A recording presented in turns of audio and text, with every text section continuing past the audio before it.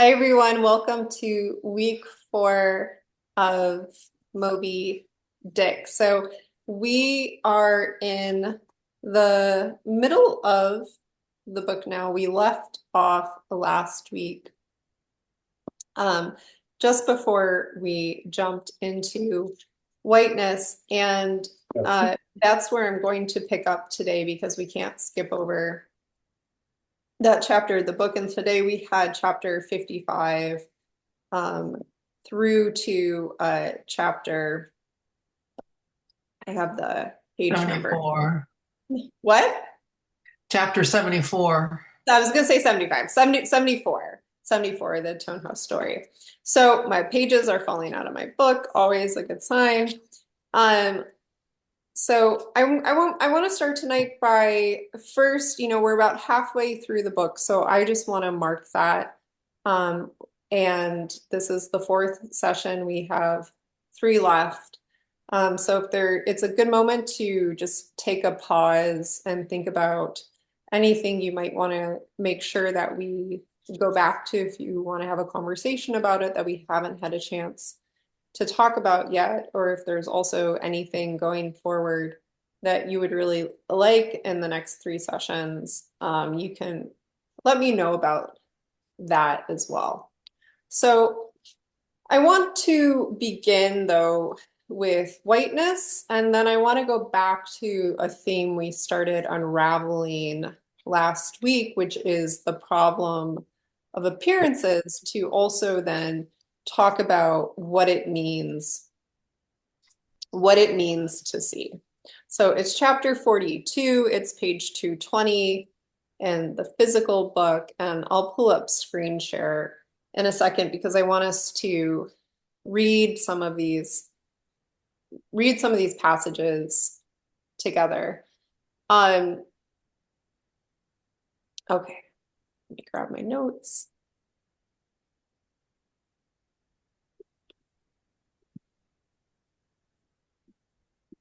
So this chapter is often read as it has been read by many people as the key to the book, as the core chapter of the book that ties the book together. It's an essay chapter. So we are going to get an extended meditation from Melville on the concept of whiteness and all of the various meanings and identifications that inhere in the idea of whiteness itself. So, as a very broad philosophical frame, those of you who have read Nietzsche know that he talks about how moral values become attached to certain ideas like whiteness or blackness. And so we can think of whiteness traditionally as something that is good, that is pure, that is clean, that has a high value, is worth a lot of money. Let me let Barbara in. And blackness as something that is dirty, is dark, is evil. Right. So we have these terms which are also colors, that moral valuations become attached to. And so one of the things that Melville is doing in this chapter is walking us through some of the different perceptions of whiteness to show not what those moral valuations in themselves are, but to talk about how it is that we experience whiteness within different contexts, how we experience it in relationship, and this is critical to a kind of idea of nature, and how it affects the person, how it affects you. So, which is not to say that it's not a judgment, but an affect, a feeling. And part of that is going to be the concept that comes back to us throughout the book, which I mentioned last week, but didn't say much about, which is the concept of the sublime. The sublime is a very beautiful concept. And so Edmund Burke talks about the sublime, and I'll give you a passage from him. And Immanuel Kant is going to talk about the sublime, among others. And so the sublime is often, in my imaginary, and if you've taken any wonderful classes with Michael Stevens, my colleague at the Brooklyn Institute on Romanticism, you'll know it's a concept that is usually, I think, in our imaginaries attached to romantic notions of nature. So we can all see that. Is it David Caspar Friedrich, like the man standing alone, looking out upon the vast expanse of nature with the snow-capped mountains? And, this is the idea of the sublime. So the sublime is also related to, connected with what we might also psychologically call a limit experience of the self, in which we are physically, kind of acutely aware of the immediacy of our own possible non-existence. So that moment, to go back to just even the first, in a way, I hadn't thought of this before, but in a way, Melville begins the book with the sublime when he, we get that, the damp, drizzly November in my soul. And he says, whenever I find myself involuntarily pausing before coffin warehouses and bringing up the rear of every funeral I meet, and especially where my hippos get such an upper hand of me that it requires a strong moral principle to prevent me from deliberately stepping into the street. So let me let Robert in. That's an experience of the sublime. So that moment of knowing, of being close to non-existence as a physical being, right? Of being on that precipice of existence and being overcome in this stark and stuttering way with this kind of cold shiver of delight, right? It's this kind of pleasure that fills the self, which is both absolute terror and absolute thrill, absolute delight. So standing on the top of a snow-covered mountain, this scene of, watching the cars zoom, zoom, zoom, and knowing with one step that is all it would take. In that moment that we have this experience of the sublime, and it's a great experience. It's an immense experience. And it's an experience that we probably have all felt. And it's an experience that's often cited, recorded, and associated with nature. Nature, that kind of capital O other force that exists outside of us, beyond us, over us, that we can't control. That we are, let me let Desiree in, that we are subject to the whimsies of. And in that inability to control, there's also fear. So Edmund Burke says the passion caused, hold on a second.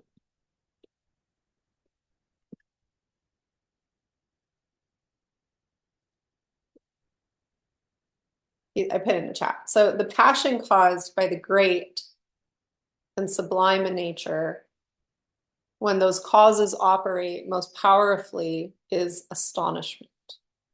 Right? So you're frozen, right? To be astonished is to be stopped in your tracks. awe, wonder. And astonishment is the state of the soul in which all its motions are suspended with some degree of horror. No passion so effectively robs the mind of all its powers of acting and reasoning as fear. For fear, being an apprehension of pain or death, operates in a manner that resembles actual pain. Whatever, therefore, is terrible with regard to sight is sublime too. There we have our whale. Indeed, terror is in all cases whatsoever either more openly or latently the ruling principle of the sublime. So terror is different than fear in that sense too. Something that strikes a bit deeper to the core when you feel the kind of electric shock pulse in the body, seeing something, the sight of something gives you that jolt. Anyone know what I'm talking about? Am I on my own here? You're good. All right. Thank you for smiling, Alfred, Mark and Jenny, Terry. Thank you. Thank you, Mary.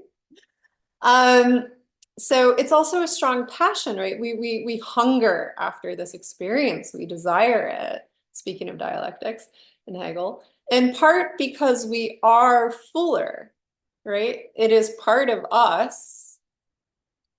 It is part of our being that we're capable of experiencing that is not an everyday occurrence. It's not something that just happens to you.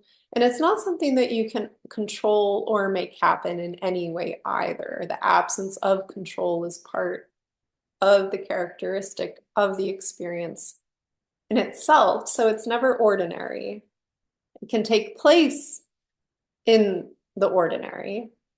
You could suddenly be driving down a road you've driven down many times before, through the country or the wilderness or a highway, and you could be overcome with that startling shock sensation and start laughing hysterically and crying and feel the immense absurdity of life, knowing you have absolutely no power over anything. Okay? So that's nature. Okay? That's how we, as subjective subjects, human beings, with the capacity for rational thinking and reasoning, most of us anyway, I can think of a few exceptions, position ourselves in relationship to nature as that object force, right? So it brings us up against the very limits of ourself, the very limits of ourself. We are part of nature.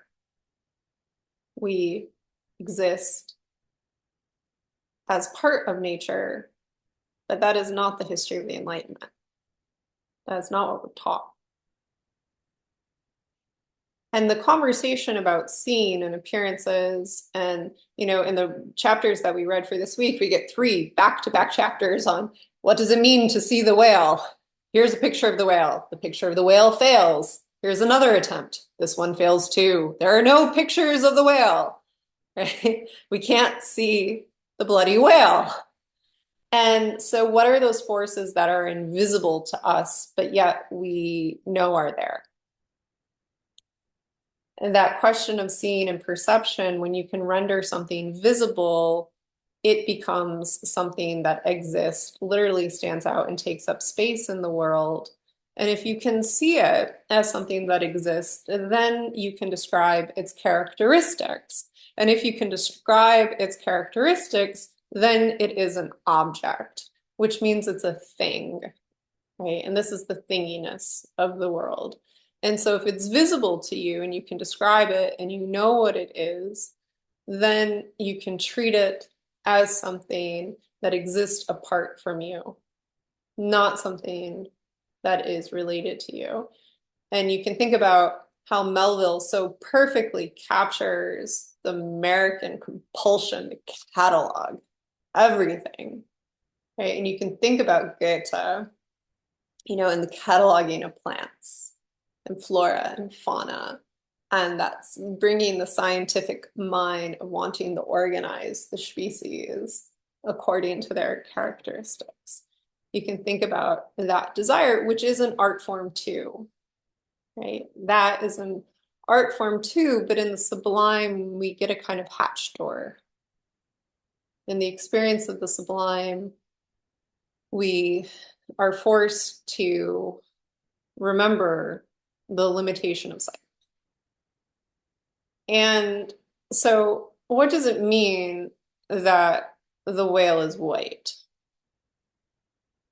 And white as a concept comes back throughout the book in various contexts. White at a very kind of surface level is the absence of color, right? Which means that it is also what cannot be seen because we see the world in color. The world is visible when colors differentiate themselves from one another. And so whiteness is this kind of, I want to say carte blanche, but that's just my brain making associations. It signifies an absence. It signifies an absence. So if you were to imagine yourself suddenly encased or suspended or held in an absolute whiteness, that would be a terrifying experience. Or you could think about the snow scene, the beautiful, beautiful snow scene in Thomas Mann's The Magic Mountain, which is also very much capturing the spirit of the sublime, and how a snowstorm renders everything in a blanket of whiteness. And everything is painted in this color, which feels like it totally transforms the landscape. And there's less contrast, there's less distinction. There's also this kind of possibility for that overwhelming and sublime sense. So mountaintops, snow are often associated with the sublime, as is the sea. And I don't know if this appears in the New Testament, if Isabella's still here, but God and angels are also rendered in white, right? So transcendence, capital T transcendence, is also this if pure force of connection, absoluteness, goodness, redemption, purification. You can think about the flash of a camera lens, the blinding light that shocks you. I want to read some of the passages in here. I've marked out a few of the examples, but does anyone want to jump in before we do that, before we go to the text?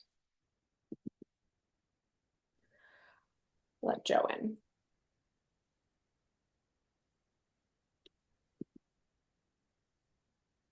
Marilyn, is that a Yeah, yeah. go for it? I just wanted to mention part of what you're talking about reminds me of Freud's idea of the oceanic feeling, which Mhm. Roman Roland, I believe. It's part of it. It's just that first part, because Freud didn't talk about the second part where you see death. He was thinking about being so full of life and the self and everything's in this sort of elevated way. So it just reminds me of that. Yeah, very much the oceanic. And in the chapters that which is associated with anxiety, which is also that terror of non-existence, in the chapters that we read specifically for tonight, which one is it? Where are we?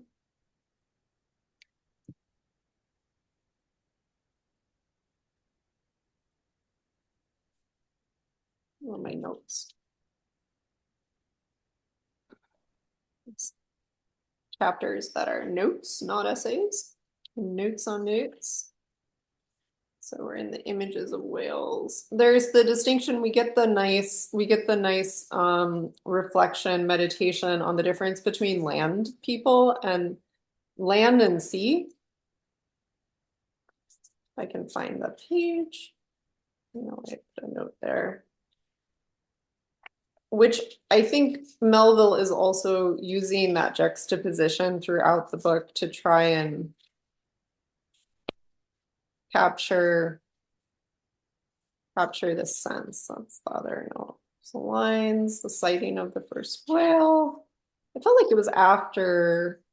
Yeah, so it's in Brit. It's in 58. And he says, wherein differ the sea and the land. It's 320, 321. Wherein differ the sea and the land, that a miracle upon one is not a miracle upon the others. Preternatural terrors rested upon the Hebrews, when under the feet of Korah and his company, the live ground opened and swallowed them up forever. Yet not a modern sun ever sets, but in precisely the same manner, the live sea swallows up ships and crews. So you get that sense of terror of literally being swallowed up by the sea, being swallowed up by the earth. And then in the final paragraph of that chapter, he says, consider all this, and then turn to this green, gentle, and most docile earth. Consider them both, the sea and the land. And do you not find a strange analogy to something in yourself? Right. So almost as two different parts of human psychology, of human makeup, of human being, that we have these kind of two opposing forces within the self. So the subtleness of the sea, how its most dreaded creatures glide underwater, unapparent for the most part, and treacherously hidden beneath the loveliest tints of azure. So even there, it's just so clever. He's slipping in this idea that, the most monstrous, dreaded, terrifying creatures actually live beneath something very beautiful and sparkly that we're drawn to on the surface of things. Consider also the devilish brilliance and beauty of many of its most remorseless tribes, and the dainty embellished shape of many species of sharks. Consider once more the universal cannibalism of the sea, all whose creatures prey upon each other, carrying on eternal war since the world began. So that's the sea. And then the earth is this gentle, green, docile thing, right? It is our gentleness. It is that kind of easy, restful sweetness of self. For as this appalling ocean surrounds the verdant land, so in the soul of man there lies one insular Tahiti, full of peace and joy, but encompassed by all the horrors of the half-known life. God keep thee, push not off from that isle, thou canst never return. So it's so gorgeous. So what he's doing there is he's painting the soul or God. If you think that God or the soul lives, in the center of the self, somewhere in here, right?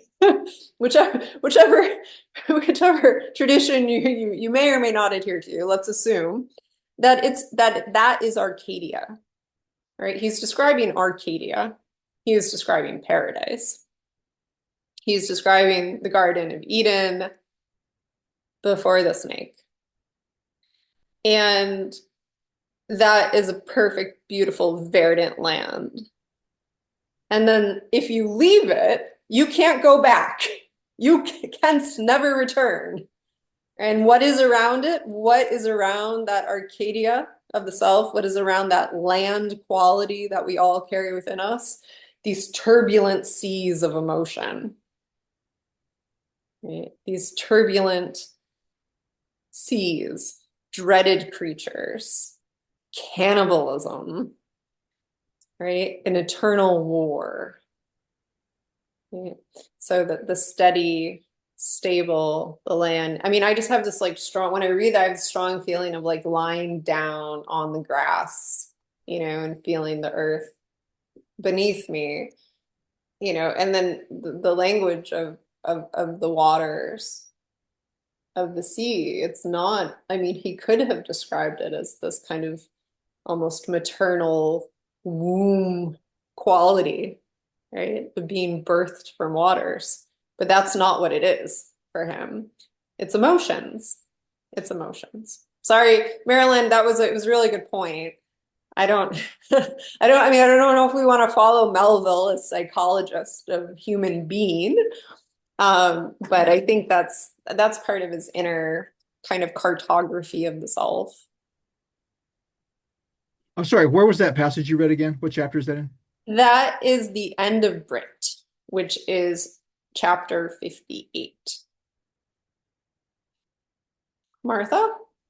Yeah, I wanted to say, uh, just to follow up on that, that it's super interesting because I think Freud, is so much a part of modernity in the sense that he tries to name all of the parts of the unconscious, as many as he can. But here, I think Melville's, as you just pointed out, is doing something much more helpful if we read it in relation to what modernity is trying to do, is what psychologists are trying to do, because he's pointing out there are even parts of ourselves that we cannot know. There are parts of the unconscious is so vast. And Yeah.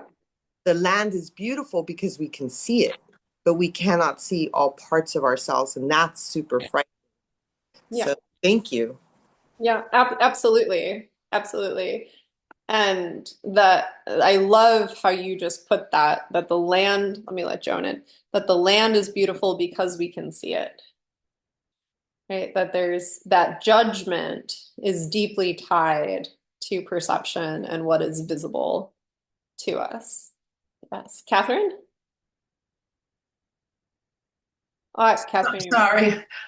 Just really a quick observation in that same chapter. I was struck by the way he talked about Columbus sailed over numberless unknown worlds to discover his one superficial Western one. And I thought the term superficial was really an interesting term. And then so that's just in chapter, that's in Brit. it's It's the like, same chapter where just point me to the exact passage. yeah, it's like one, two, three, four, five paragraphs before the last paragraph. Okay. And then he goes on to talk about Uh, how all these terrible things happened, and uh, but it struck me that when you think about this might being a commentary on America, that he chose the word superficial there. yeah. Perhaps because it wasn't the real Western Indies they were looking for, but Well, Columbus, that is. I don't know if I can find the exact quote, but the earlier I was looking at D.H. Lawrence's comments on the whiteness chapter when I was putting together my notes for tonight, and that passage in particular reminds me of, so for Lawrence, he argues that the white whale represents the white unconsciousness of the American Republic, which is the great um, kind of untamable beast and burden of the nation, right? This thing uh, that exists almost apart from the people itself. And it reminds me, that passage in particular reminds me of a beautiful and terrible passage um, from Kangaroo, uh, where he says, I don't think I can find the exact passage, but he says something like, because it's that superficiality, is the echo that the white ghost moves across the surface of the land in a superficial manner, revealing the wildness of the land itself, which was never supposed to be populated with people, right? But it's that idea that the whiteness moves across, it's like a shadow almost over the surface of the land. And that's his description for the colonial settlers, right? That there are these shadow, kind of almost like the whale is the shadow moving beneath the water that you can't fully see, that the colonists were the shadow kind of moving across the surface of the land because they can never truly also be part of it. So there's this kind of superficial quality to it. So I think my reading of the word superficial is probably tied to that association with Lawrence in my imaginary, that there's something, such a nice, where'd it go?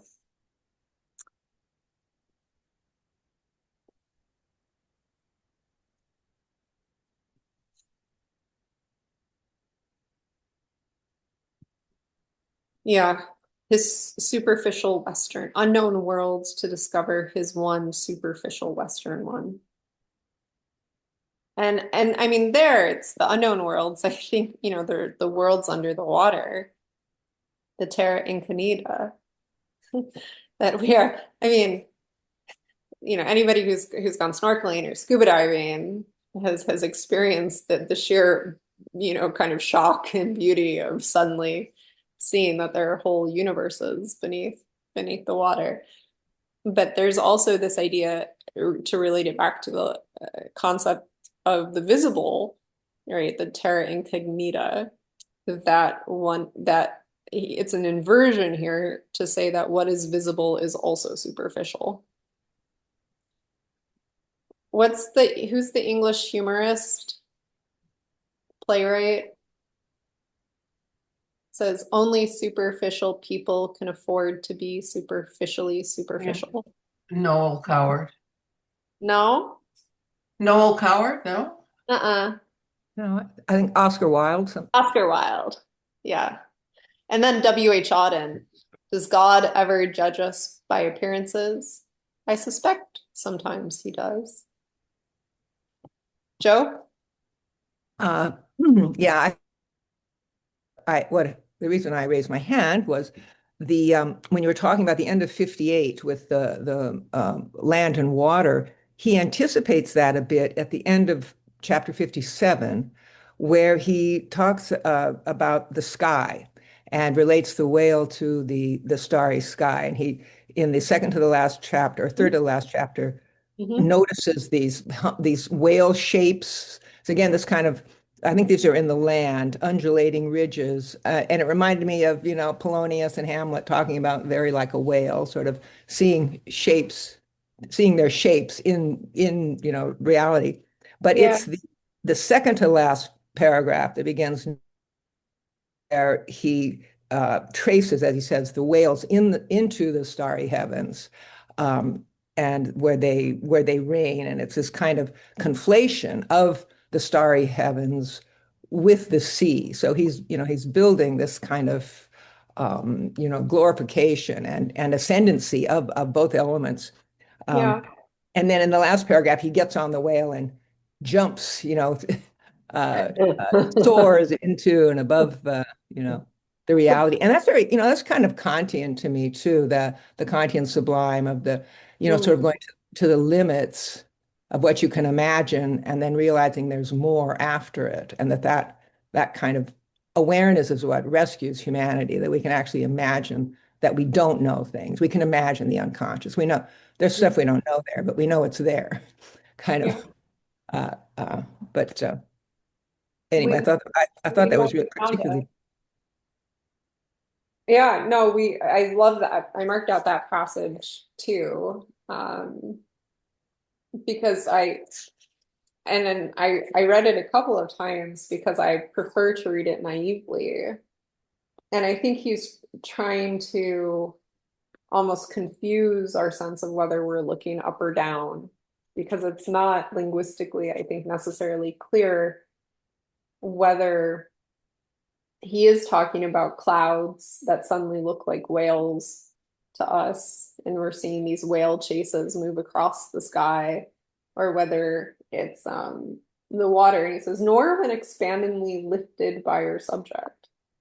Expandingly lifted by your subject. So, you were saying Kant, so I hear expandingly and lifted in subject, and I think in the imagination.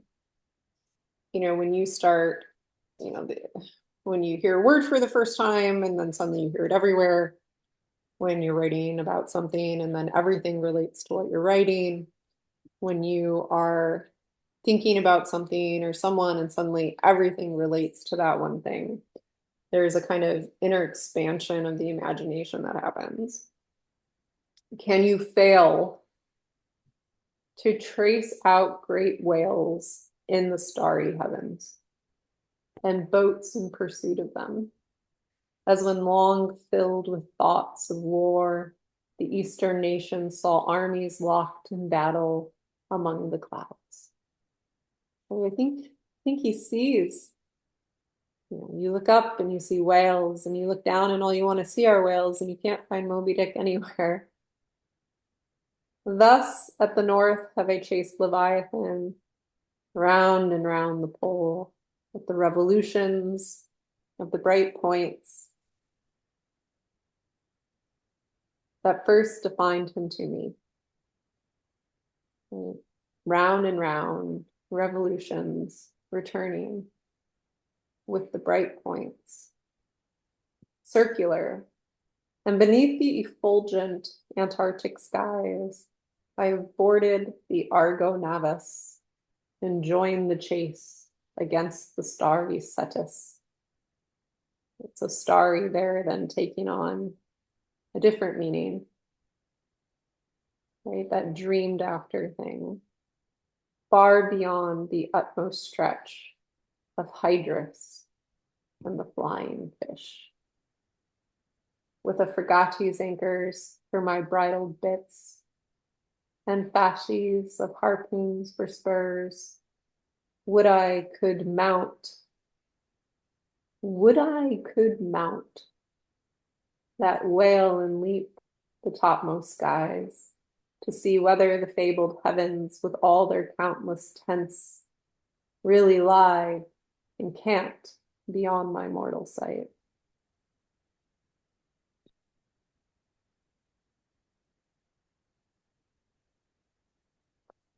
Such such beautiful writing,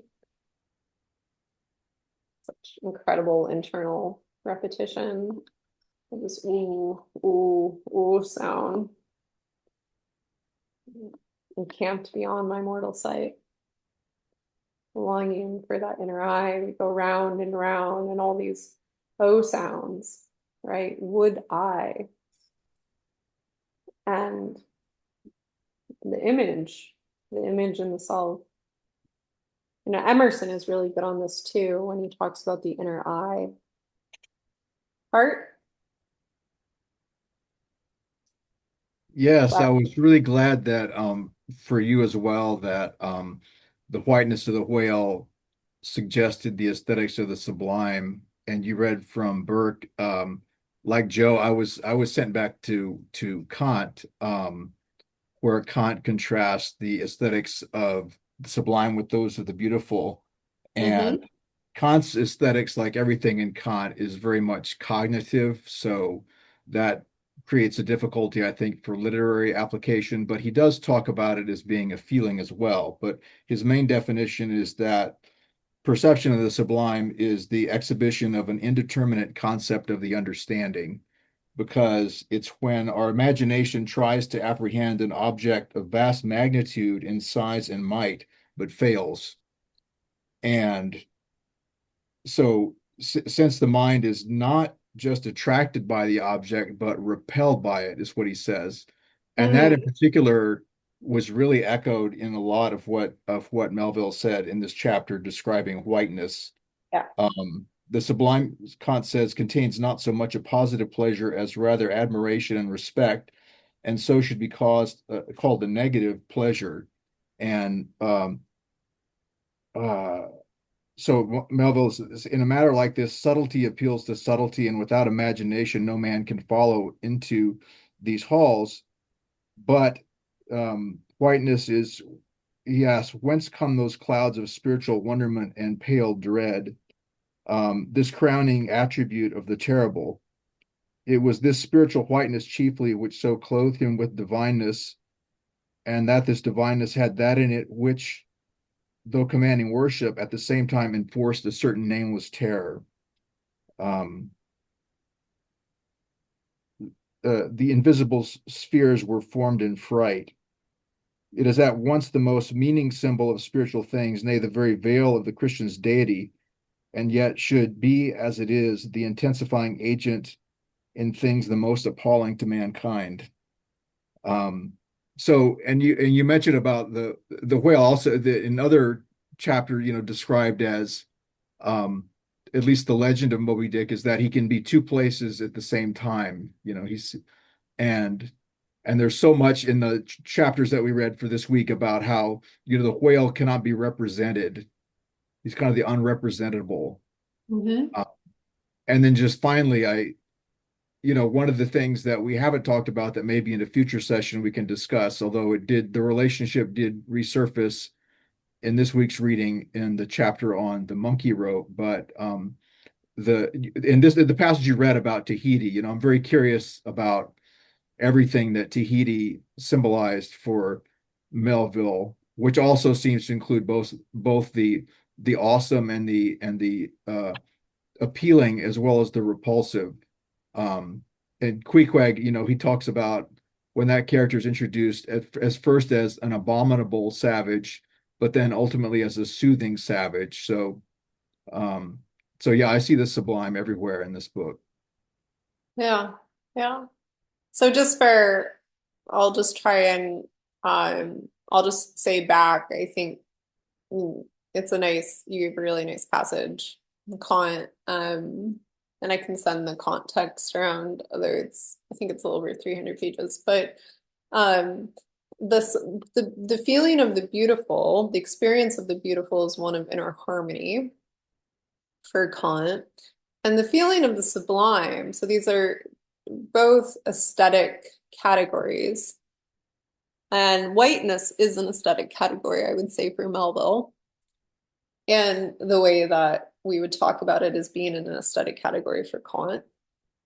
But the feeling of the sublime as that beauty and terror compound reveals to us the inner limit of the self, of our own ability to imagine what exists beyond us, around us, in relationship to us. It just reveals the inner limits of the self in that way. And so there's a kind of terror at the unknown. Um,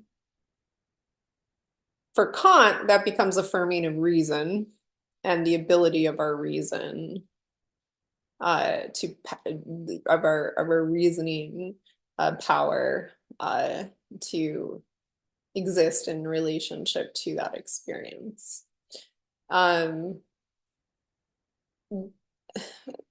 In the in the in that sense, the sublime is connected to, goes back to this idea of not the soul, but a kind of an inner part of the self. Somebody was just saying that there are parts of ourselves that we don't know, right? But we know that the whale is near when we see the squid. So, we can see squid, but we don't know where the whale is or the whale's going to come from, to use our text. But there's this, let me let Joe back in. There's this there's this inner part of the self that exists in all of us that the experience of the sublime teaches us. So it's a moment where we can bring our very human reasoning power into conversation with the transcendent. That's also for the Arendt fans in the room, part of how she gets to the two-in-one conversation through Kant. Right? How is it that we come into conversation with those other moral parts of ourselves that we otherwise don't have access to? One other During quote from Kant, just real quick, was evil. Yeah, go for it. uh, he said the sublime arouses in us a feeling of our supersensible vocation or our moral vocation. Yeah. Yeah. How do you read that? Well, uh, I'm still looking for my super sensible moral vocation. yeah, I mean, I think the obvious part of the whiteness chapter that we didn't talk about is the racial aspect. I think Mhm. that he does mention that at the very beginning. So I don't think it's out of place to say what he says, that for the same imperial color, the same imperial hue, and though this preeminence in it applies to the human race itself, giving the white man ideal mastership over every dusky race. And that's why I said that, putting it together with the reference to Tahiti and all that symbolized, and the kind of the ambivalence, the respect and attraction mixed together with Queequeg and their Mhm. relationship, that I think it does come back to human relationships in some way. I'm talking more about Melville than Kant, but for Kant, Yeah. certainly, moral the moral issue was paramount, yeah, and all the metaphysics was to make room for morality.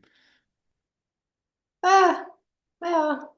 Yeah. I mean, so there is a sense of morality when we're talking about aesthetic categories of judgment. I think sometimes in philosophy there is a bit of a slippage between what we call morality and what we call ethics. And um, there's, we can think about morality as the kind of values that are the underpinnings to the ethical imperatives that get attached as ways of being. And and I kind of want to set certain metaphysical questions in Melville aside from that and the way that that takes shape. Martha? Yeah, I don't, I want to kind of move away from Kant simply because I think that Melville, in conversation with Emerson and some of the other authors who were engaging with un-American writing, so non-American Eastern Yeah. metaphysics and philosophies. I think that there's a different avenue, and he makes mention of Afghanistan right at the beginning, right? He's talking about the war in Afghanistan. And then right now, that passage that he talks about, the wars in the eastern sky that you can see in the eastern sky, is talking about the Bhagavad Gita. And so Yep. I think that the question of the sublime, if we put it into context in what today we would call early American Orientalism, he's engaging with the metaphysics of the Islamicate world with a different form of metaphysics. I would want us to maybe, or Kant is much more racist. In other words, I think what Melville is doing, I think you're right. I think what Melville is doing is asking us to meditate on perhaps how whiteness is being shaped. I wrote earlier in the comment, you know, that shadow reminds me of Gast's American Progress, that painting of whiteness spreading across the land, you know, where the shadow is projected onto the indigenous people, where the angel hasn't passed yet, when it should be actually seen the other way around, because progress is bringing death to the land and the people. So I think that, um, I I would want us to, I think Melville is asking us to, even in that moment, try to extend our ideas of metaphysics in a different direction. I'm not saying he's necessarily right, but he is trying to grapple with Yeah. what is going on with race and sort of Yeah. anyway, I'll stop there. No. I would say it's the relationship between race, land, and God off the top of my head. And I think that Melville is offering us a different metaphysics. I don't think it's Emerson's. I think he's critical of Emerson. I think he's critical, for Kant, I just called Kant Gaunt, which is God and Kant, which would make Kant very happy. Kant and Emerson both have an idea of both the transcendental and transcendentalism of something that exists, a belief in a form of God. I think if we were going to read an Emerson essay alongside Melville, I'd give you Nature, which I can send. And I think especially by the time we get to the end of the book and we really have a better sense of Ahab, I think part of the argument metaphysically that Melville is making in this text is that God is not going to save us. And that but actually that's not quite right. Faith in God alone is not going to save you. If you want to believe in something, as I said, I think 2 weeks ago, believe in something. That's fine. But that doesn't become the moral framework for a democracy. Right? And you can also think about part of the political and religious factions that he's witnessing in the early days of the Republic as well. But I think he's trying to give us a kind of idea of a lowercase d democratic ideal that can survive. Terry, you want to jump in here? Just I think it's pretty clear. I mean, Emerson is a great American optimist. Yeah. Melville is a great American pessimist. It's not going to turn out well. Do you think he's a pessimist though? With Absolutely. all seriousness? Absolutely. Well, And again, that's my view. I mean, someone said, no, I don't see that at all. I'd stand back, but no, I very much read him as a pessimist. what can I ask what the defining features of his pessimism are for you? What that means? Well, sort of the relationship with nature being one that is, it's not benign, it's not evil, it's nature as a force. I mean, nature will will roll over you, kill you, doesn't care about you. The Uh-huh. uh, and the whole tone of the novel for me is Old Testament. It Yes. is, you are you are nothing before God, and we don't know God. That's You are. pretty pessimistic. Yeah. It's interesting to compare Melville's portrayal of nature with Emerson's portrayal of nature, where you can see Emerson sitting in the French garden and having that experience of awakening, which is neither the sublime nor the beautiful, but is a kind of oneness, an inner awakening of that. Yeah, Terry, you wanna? Yeah, there's a that scene early on in the book about we're talking about the crow's nest and that Yeah, feeling of the Emersonian eye, you're one with nature, yeah, but a second later you could be dead in the ocean. right. That's Yeah, Emerson take that. Yeah. yeah. No, that's a perfect example of it. It's a following, but then it's a transcendentalism doesn't quite work. It's not the vision that's necessary. And I guess lastly, by this time, I think Emerson was a lot more pessimistic by 1850 than he was 20 years before. Well, that's true, but that's also part of the political landscape. I wonder that the thing that I think that's right in terms of the metaphysical claim in relationship to transcendentalism. The thing I'm wondering about is how for both nature becomes that experience, our relationship to nature facilitates the inner experience of being brought up against the limits of the self. And for Melville, I think that's deeply, actually the word that comes to my mind is humility and humiliating words. Okay, and there's something very humbling about that, and so if you fall into the sea, but we also have that sermon on Jonah, right? And so I think he's giving us that argument, and then he feeds Ahab to the whale. For Emerson, it leads to redemption. For Melville, I guess that's how I'd put it. I think that's right. For Melville, it leads to damnation, and for Emerson, it leads to redemption. That's where I'd start if I was going to write an essay on it. That's the argument I'd start with. I don't know if it holds. Marty? I Oh, Marty had his hand up first. Martha. sorry. Sorry. Okay. All right. Yeah, I've been reading this book. It's called All Things Shining. I'm not sure if you could see it. Okay. It's by it was by Hubert Dreyfus, who was a Heideggerian, who recently died Indeed. a couple of years ago. But he presents a very interesting. He even has a whale on the cover. It's called "Reading the Western Classics to Find Meaning in a Secular Age."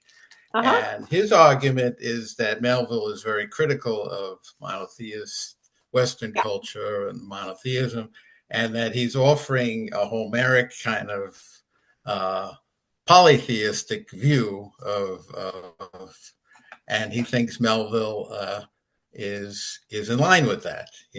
Looking, not trying to get the ultimate transcendent goal of seeing the whale, which is impossible, but realizing that, in a human world, we live with perspectives, and that's a positive thing, not to say that we can't achieve the sublime, but, we shouldn't try to achieve the sublime. We should try to, live a human life and have different perspectives on things rather than, when he compares the whale to, Moby-Dick's obsession, Ahab's obsession with getting Moby-Dick is a kind of, Christian kind of thing where it's a monotheistic one way. And he's critical of Kant too in the book, actually, of autonomy. He thinks we're not autonomous, but we exist with other, with our fellow, fellow human beings, and things can't be autonomous. It has to be, related to things in the world. Okay, yeah. Maybe put the name of the book in the chat if anyone wants to read it. Sure.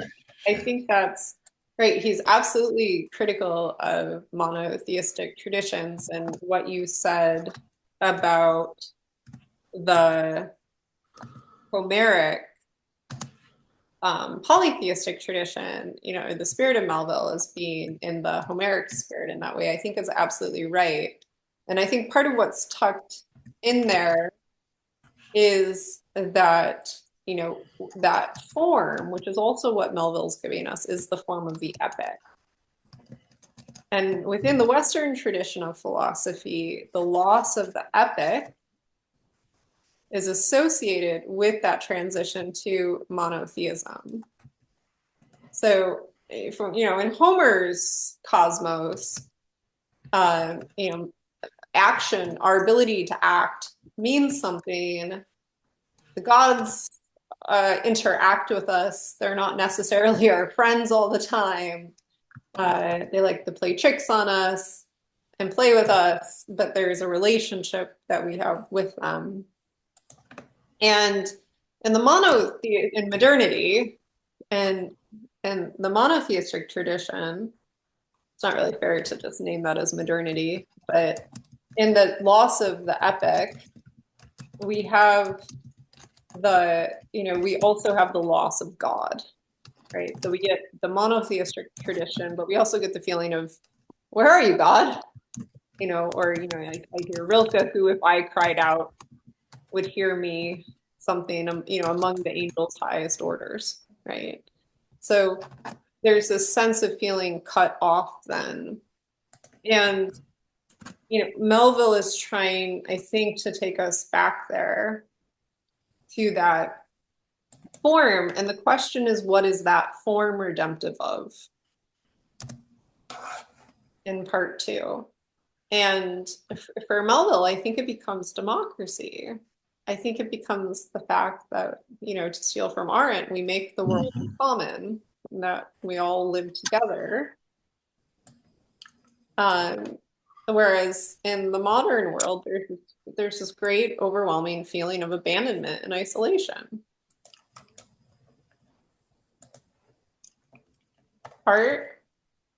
In addition to the sort of the themes of the epic and certainly the Bible and tragedy, especially Shakespearean tragedy, I'd say there's another genre that's sort of been floating around here. That's a definitely a quintessentially modern one, I would say, which is the encyclopedic. Yeah. I would say that, like in the chapters on cetology Mhm. and all these, digressions that he has sent, so a bit, pedantic, but parodic, I would say as well. It's kind of a parody of the encyclopedic ambition, which also fails. I mean, there's no redemptive model there either.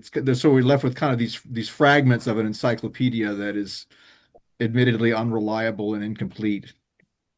Yeah, and I've been using the word cataloging, but encyclopedic, I think, is just as fair word.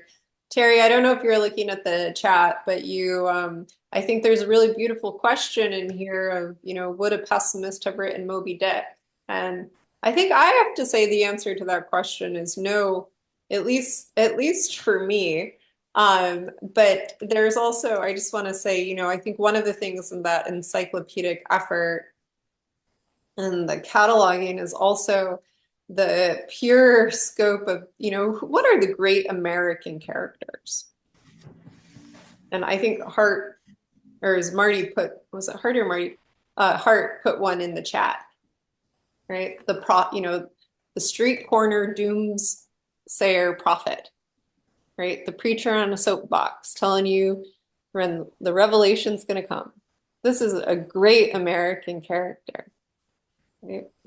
And I think Melville's really good also at capturing some of these characters. And, maybe we could just ask it as a really huge kind of general philosophical question about America, but what is that kind of very particular, what is it that makes the United States the home of the New Age religious movements? What is the particular nature of the longing for a religion? Why is there such religious secularism in the United States? And I think that's also part of what Melville's playing with and capturing here too, that there's something about that striving for religious redemption, specifically within a Christian theology, that is something I want to say very Protestant about it, but I think it's also something Emerson wrestles with too. Joe? Hoping my internet doesn't cut out, but I wanted to just react to the offering of encyclopedic as a genre. What occurred to me in this batch of reading is a genre from the 17th century, the anatomy.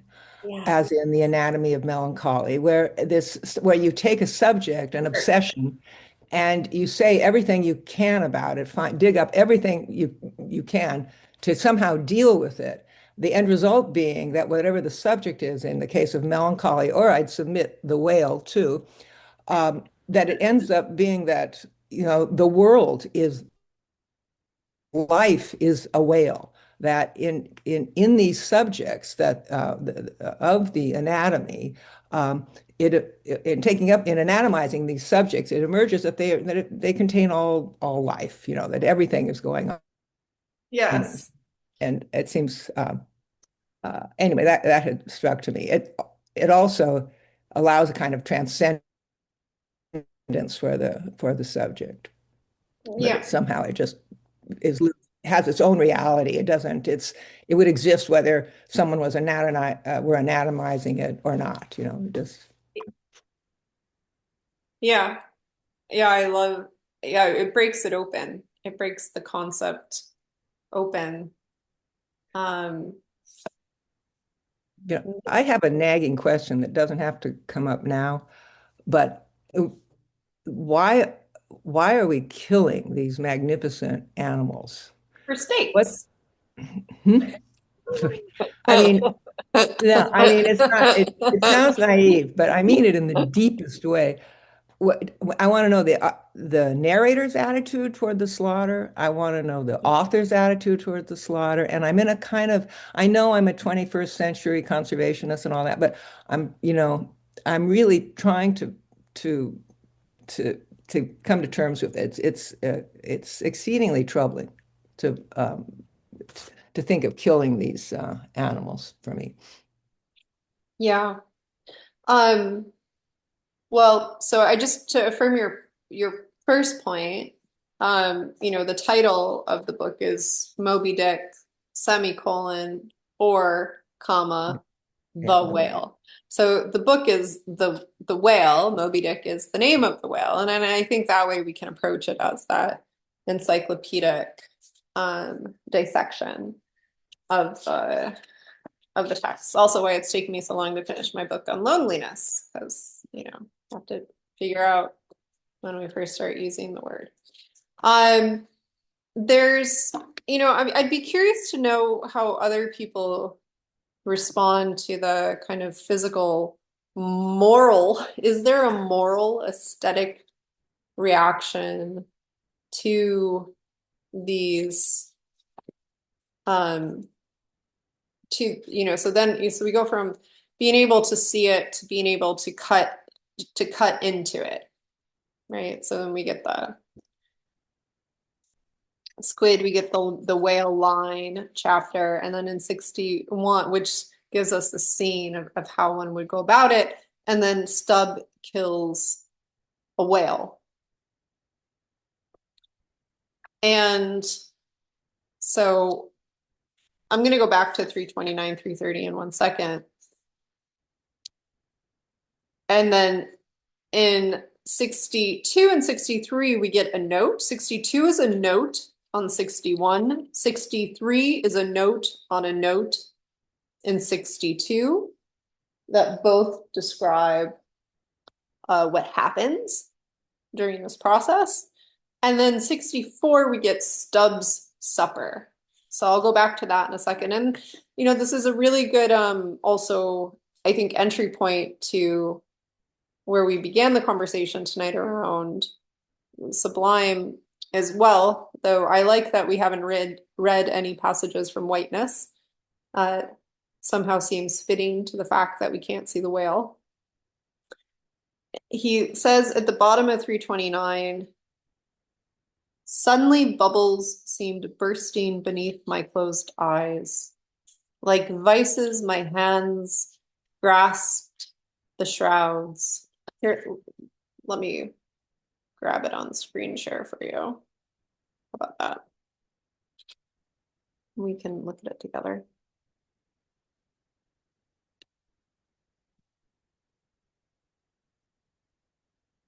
So I started here. Some invisible, gracious agency preserved me. What a shock.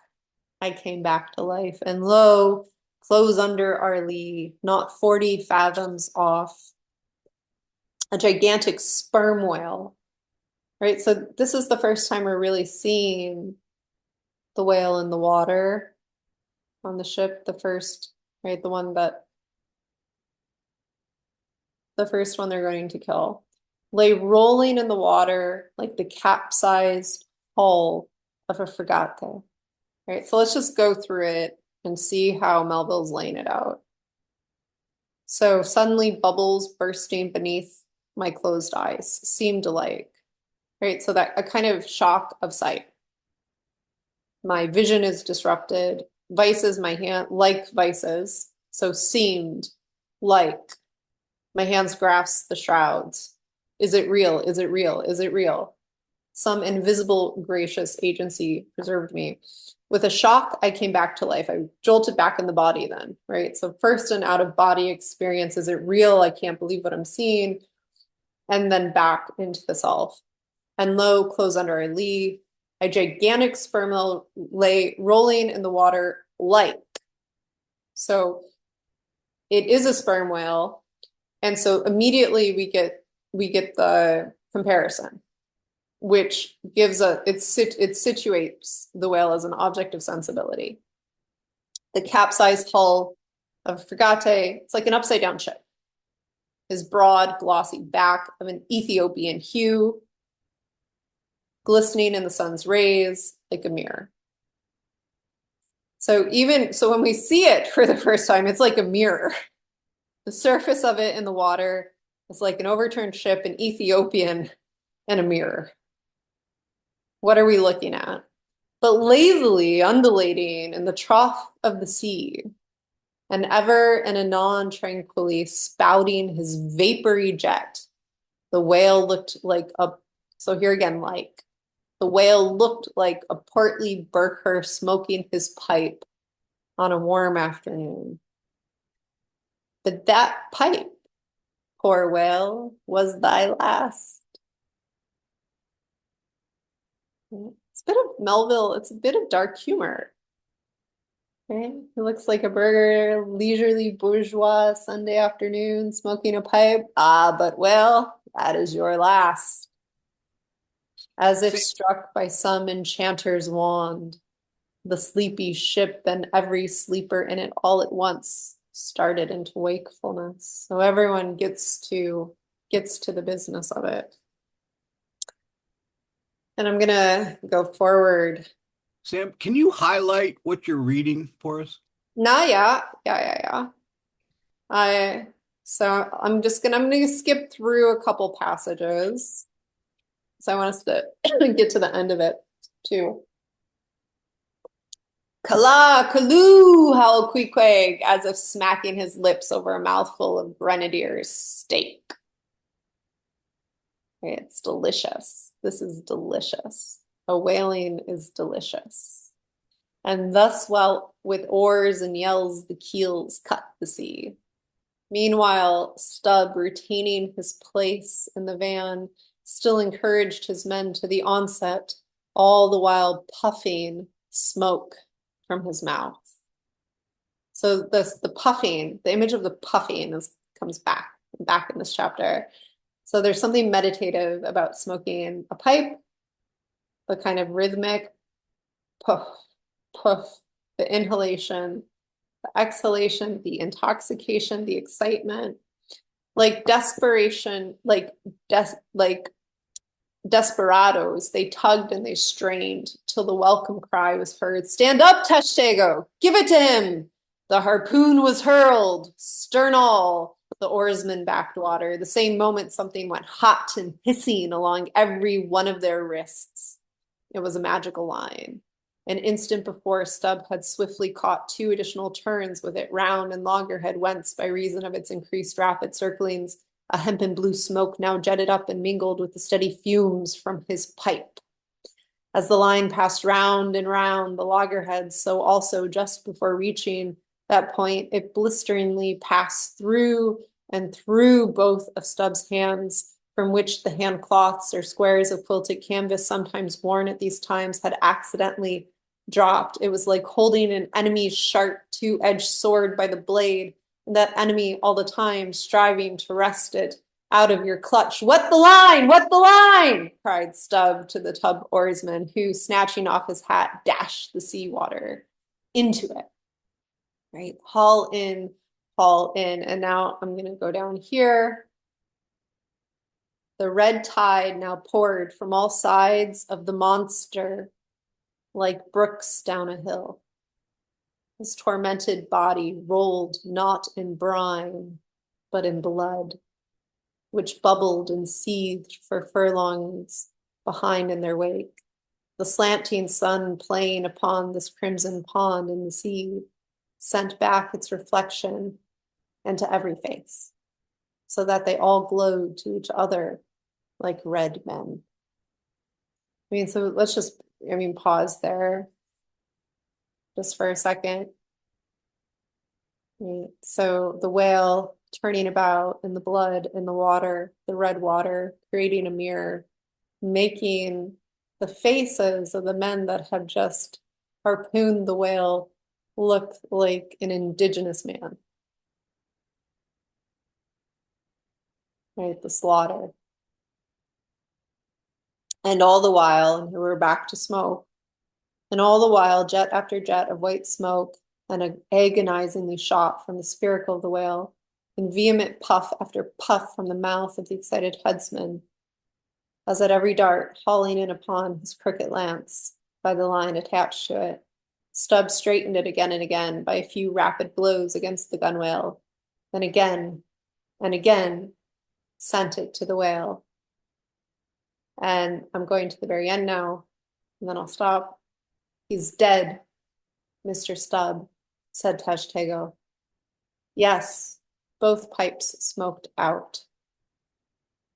And withdrawing his own from his mouth, Stubb scattered the dead ashes over the water, and for a moment stood thoughtfully eyeing the vast corpse he had made.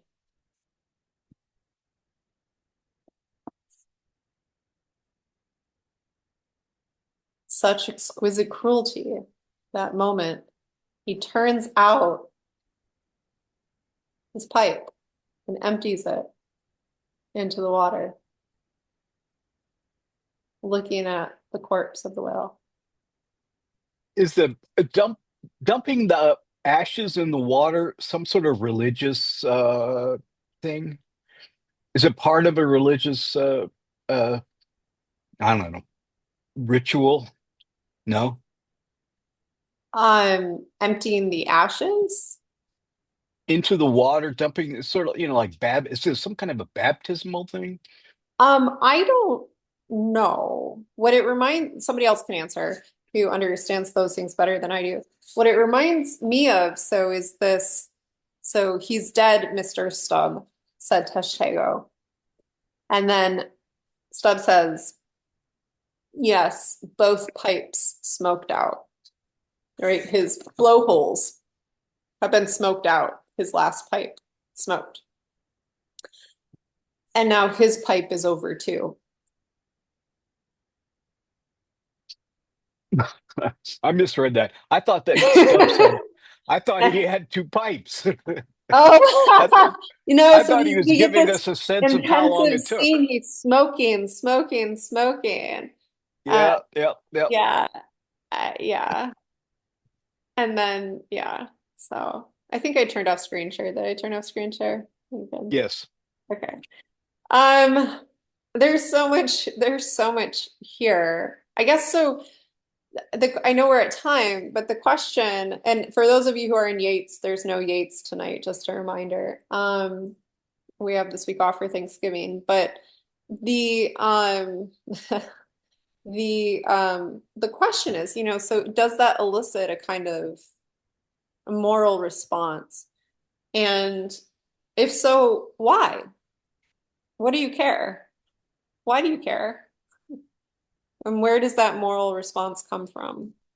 So I think Melville's having us watch this scene.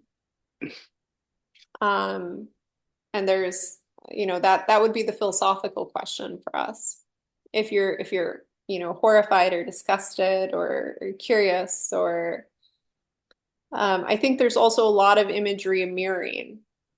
Even in these moments when we get to see a part of the whale, Melville describes the surface of the whale like a mirror. A couple of times. Anyone want last thoughts, words, questions, reflections? I mean, we can talk about the eating of the whale too next week that he demands. What do you want? Get in the water and cut out a steak for me, And then the cannibalist competitors, the sharks. they can't get the whale.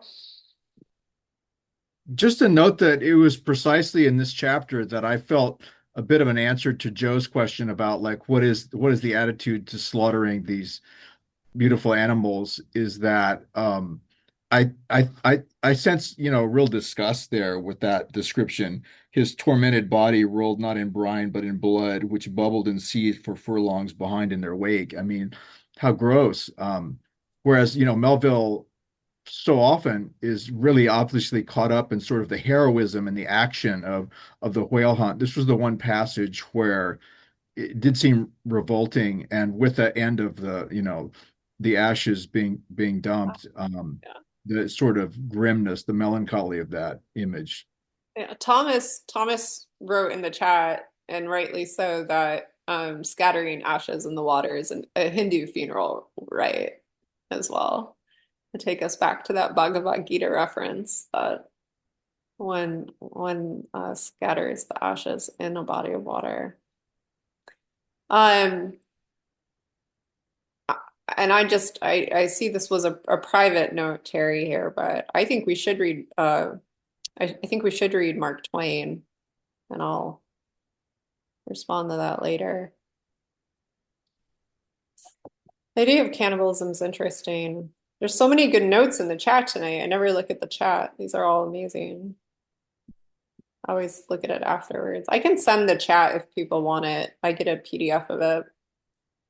Just have to let me know. I see That'd be thumbs up. great. Okay, yeah, I'll put it in the email. Also contempt. Yeah. Such a good conversation. Anyone want the last word? I'll take it. Goodbye. Goodbye. All right. Well, Thanks, Sam. Thank you. thanks everyone. I'll see you Thank next you. Monday. Thank you. All right. Ciao, ciao. Thank you. Bye. Bye everyone. Have a good week. Bye.